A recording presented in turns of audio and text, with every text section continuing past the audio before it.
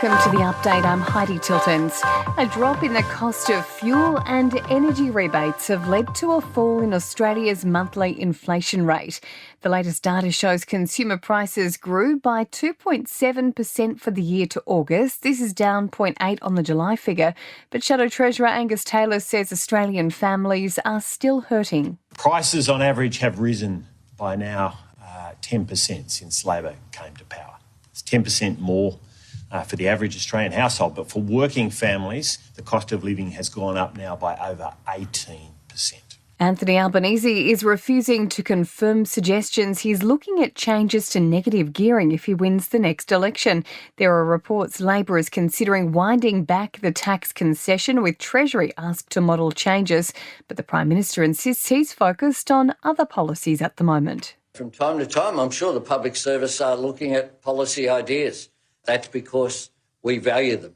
But we have our housing policy. It's out there for all to see. It's been revealed casual workers on Melbourne's North East Link are making $300,000 a year thanks to the CFMEU's stranglehold on the project. The Australian Workers Union is taking the builders to the Fair Work Commission. New data shows 40% of Aussies are waiting an unacceptable length of time to see a GP. Research commissioned by Insightfully indicates 1 in 10 are waiting more than 3 weeks for an appointment. The Bureau of Meteorology's apologised for possible confusion after a tsunami warning was sent out for much of the east coast. The test posts were sent out on the BOM weather app as part of the transition to new tsunami early warning system software.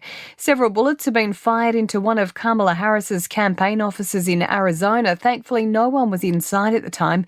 The incident comes just days before the Vice President is scheduled to return for a big rally in the key swing state. And British Prime Minister Keir Starmer has mistakenly referred to Israeli hostages as sausages. So Keir made the gaffe during a key speech to Labor Party faithful in the UK. All parties to pull back from the brink. I call again for an immediate ceasefire in Gaza, the return of the sausages, the hostages, and a recommitment to the two-state solution.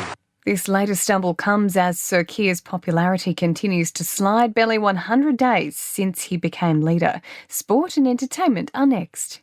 In sport, Swans captain Callum Mills has reportedly been left in tears after being ruled out of the grand final. Medical and coaching staff deciding not to take a risk on his injured hamstring in Saturday's decider against the Lions.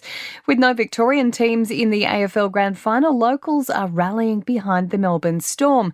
Their NRL preliminary final against the Roosters on Friday night at Amy Park is officially sold out. And 3 of Australia's best golfers are preparing to represent the international team at this weekend's President's Cup. Adam Scott, Jason Day and Minwoo Lee will help make up the 12-player team to take on the US in Montreal, Canada.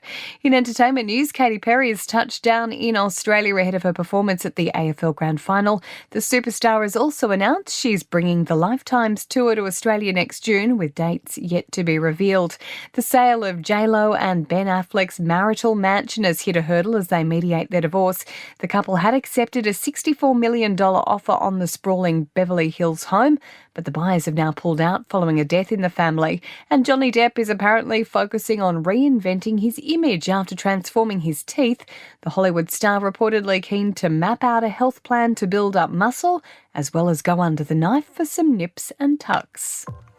And that's the latest from the Nova Podcast News team. We'll have another episode of The Update for you tomorrow.